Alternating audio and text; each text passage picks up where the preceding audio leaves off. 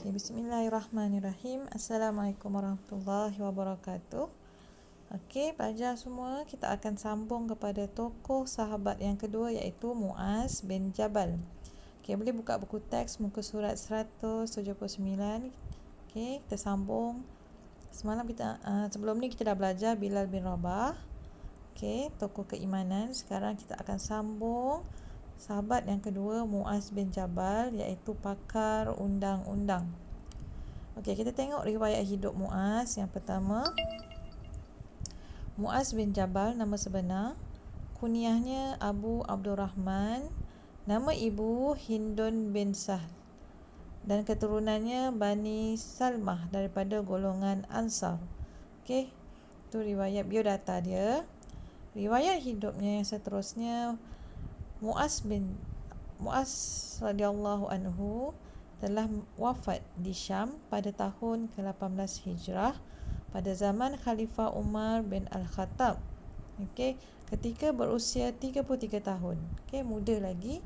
Muaz bin Jabal telah pun wafat, tapi sumbangannya sangat besar. Okey, kita tengok apakah yang bukti yang menunjukkan Muaz seorang yang berilmu. Okey, apakah bukti dia yang menunjukkan dia seorang pakar dalam bidang undang-undang. Okey, Muaz adalah antara sahabat yang paling alim dalam ilmu halal dan haram serta Al-Quran. Okey, apa buktinya? Dilantik oleh Rasulullah sallallahu alaihi wasallam sebagai pakar rujuk Al-Quran dan fiqh di Mekah dan Yaman. Okey, telah dilantik oleh Rasulullah. Dan juga salah seorang sahabat yang mengumpulkan Al-Quran pada zaman Rasulullah. Okey, pada zaman Rasulullah tak ada buku macam kita ni. Tak ada kertas. Okey, Al-Quran ditulis pada pelepah-pelepah kurma. Okey, pada batu.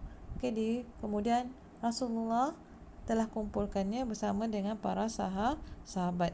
Okey, salah seorang sahabat tersebut adalah Muaz bin Jabal. Okey, bukti yang seterusnya, Abu Bakar dan Umar melantiknya sebagai penasihat dalam urusan hukum hakam agama. Okey, telah dilantik. Abu Bakar lantik dia sebab dia seorang yang pakar, walaupun masa tu dia masih muda lagi. Okey, ditanya saja tentang apa saja hukum halal dan haram, Muaz dapat menerangkannya. Walaupun masa tu tak ada dalam Al-Quran permasalahan tersebut, tapi Muaz dapat menjawabnya.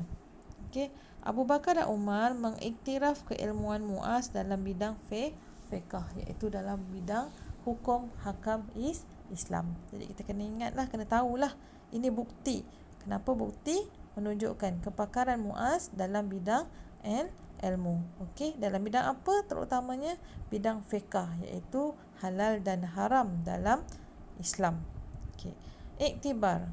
Okey, pengajaran daripada kisah Muaz ni, pertama, kita hendaklah menuntut ilmu dengan bersungguh-sungguh agar menjadi orang paling alim dalam bidang yang dipelajari. Okey, tak semua orang ni terus pandai. Jadi macam awak semua, tugas awak sekarang belajar. Jadi awak kenalah belajar dengan bersungguh-sungguh. Okey, apa saja kekurangan kita kena atasi. Sebab walaupun awak kata tak ada internet, okey, internet terbatas, tapi buku ada. Okey, apa yang cikgu cuba sampaikan tak boleh GM, cikgu buatkan video, cikgu sampaikan, awak kena buat. Apa latihan yang cikgu suruh buat, awak kena buat. Yang penting adalah kesungguhan awak. Kita kena ikut, contohi kisah Muaz bin Jabal supaya menjadi seorang yang berilmu. Seterusnya, yang kedua, kita hendaklah mengamalkan ilmu yang dipelajari agar menjadi umat yang cemerlang. Ilmu yang kita pelajari kalau tak dibuat, seperti pohon yang tidak berbuah. Okey, ilmu itu sia-sia sahaja. Okey, awak ada ilmu, awak dah belajar, awak dah tahu Muaz seorang yang bersungguh-sungguh untuk menjadi seorang yang pakar. Jadi awak kena belajar, kena amalkan ilmu. Dah tahu, dah belajar, solat itu wajib. Jadi awak kena